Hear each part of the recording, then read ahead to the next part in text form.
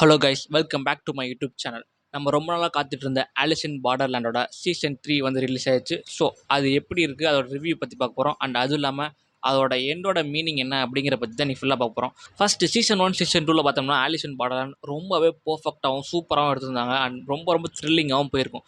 So அதே மாதிரியே இந்த சீசன் 3 போயிருக்கா அப்படின்னு கேட்டிங்கன்னா போயிருக்கு. பட் ஆனால் சீசன் 1 அண்ட் சீசன் 2 கம்பேர் பண்ணுற அளவுக்கு த்ரில்லிங்காக ஒன்றும் இல்லை.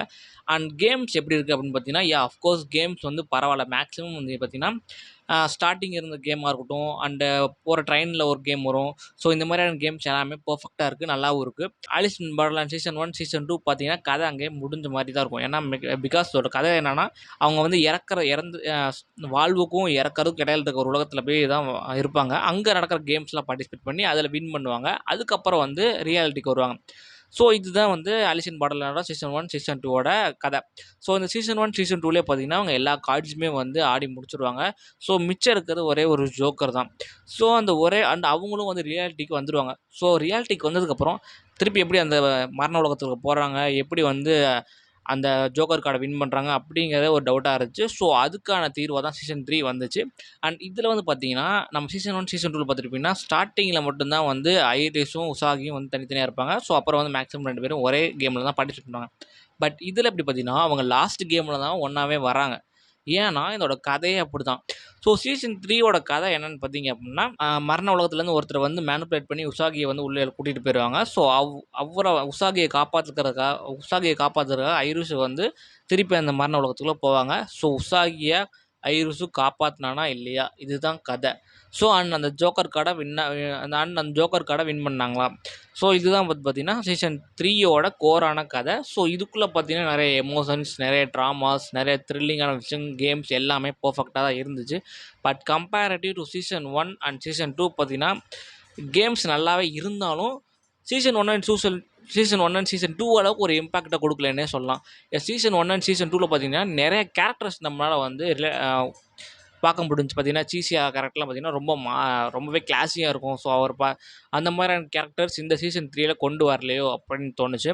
அண்ட் இதுலேயுமே பார்த்தீங்கன்னா வந்து டிஃப்ரெண்ட் வெரைட்டிஸ் ஆஃப் கேம்ஸ் இருக்குது. பார்த்தீங்கன்னா நம்ம சீசன் 1 சீசன் 2வில் பார்த்தீங்கன்னா கார்ட்ஸ் வச்சு கேம், இப்போ ஹார்ட்னா பார்த்தீங்கன்னா ஃபீலிங்ஸு, அப்போ வந்து ஸ்பெயின்னா பார்த்தீங்கன்னா ஸ்ட்ரென்த், இந்த மாதிரியான கேம்ஸில் இருந்தப்போ ஜோக்கருக்கு எந்த மாதிரியான கேம் இருக்க போகுது. ஜோக்கருங்கிறது ஒரே ஒரு கார்டு தான். அப்போ ஒரே ஒரு கேமாக தான் இருக்குமான்னு கேட்டிங்கன்னா அப்படி இல்லை.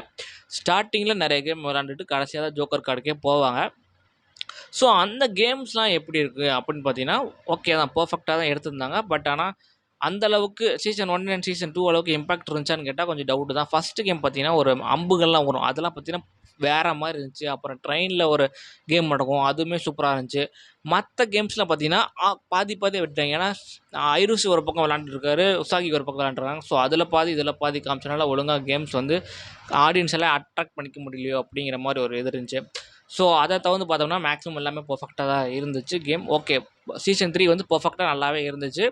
பட் கம்பேரிட்லி சீசன் 1 அண்ட் சீசன் 2 பார்த்தீங்கன்னா லைட்டாக கொஞ்சம் டிஃப்ரென்ஸ் இருக்குது. அண்டு சீசன் 3யோட எண்டிங்கில் ஒரு சின்ன விஷயம் இருந்துச்சு. அது என்னென்னா பார்த்தீங்கன்னா சீசன் 3யோட வந்து ஒரு ஜோக்கர், அதாவது ஜோக்கர்னு சொல்கிறத விட அவர் வந்து ஒரு எப்படி சொல்கிறது, ஒரு வாட்ச்மேன் அப்படின்னு சொல்லிக்கலாம், அந்த பார்டர்லேண்டோட வாட்ச்மேன்.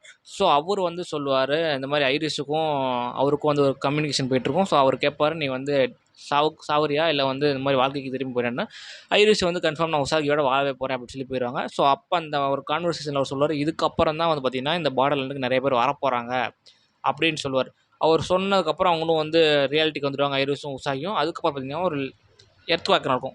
ஸோ அந்த எர்த்வாக் வந்து எல்லா உலகத்தில் இருக்க எல்லா இடத்துலையுமே பெரிய பெரிய இடத்துல நடக்கும்.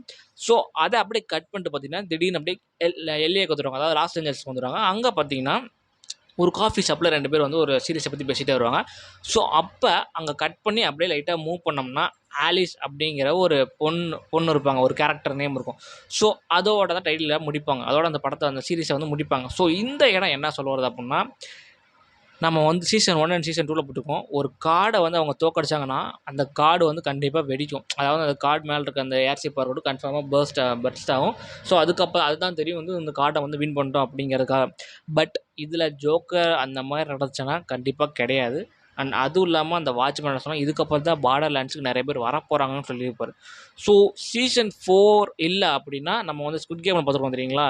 ஸ்குவிட் கேம் வந்து அமெரிக்கா அதாவது எல்ஏ வரப்போகுது அந்த மாதிரி. ஸோ அந்த மாதிரி வர்றதுக்கான வாய்ப்புகள் நிறையவே இருக்குது. ஸ்குவிட் கேம் யூஎஸ்ஏ அந்த மாதிரி நிறையா கண்ட்ரிஸ் இருந்தால் அதே மாதிரியே லா அதே மாதிரி ஆலிஸ் இன் பார்டர்லாண்ட்ஸுக்கும் வரதுக்கு வாய்ப்பு இருக்குது. ஒரு சீசன் 4 வரலைனாலும் சீசன் 1 சொல்லிட்டு எல்ஏல வந்து திருப்பி வந்து ஆரம்பிக்கலாம். ஸோ இந்த மாதிரியான விஷயங்கள் இருக்குது, சான்ஸ் இருக்குது. பட் ஆனால் எதுவுமே நம்ம கன்ஃபார்மாக இன்ஃபர்மேஷன் கிடையாது. இப்போதைக்கு அந்த எண்டிங்கை வச்சு நம்மளால் ஜஸ்ட் இமேஜினேஷன் தான் பண்ண முடியும். ஸோ இந்த எண்டிங்க்கு இது ஒரு லீடாக இருக்கலாம். ஃபார் எக்ஸாம்பிள் நம்ம ஸ்குவிட் கேம் சீசன் 3லே பார்த்துருப்போம், கடைசியில் ஒரு எண்டிங் கொடுத்துருப்பாங்க. அதே மாதிரி தான் இதுலேயும் கொடுத்துருவாங்க. மேபி இது நடக்கிறதுக்கான வாய்ப்புகள் இருக்குது.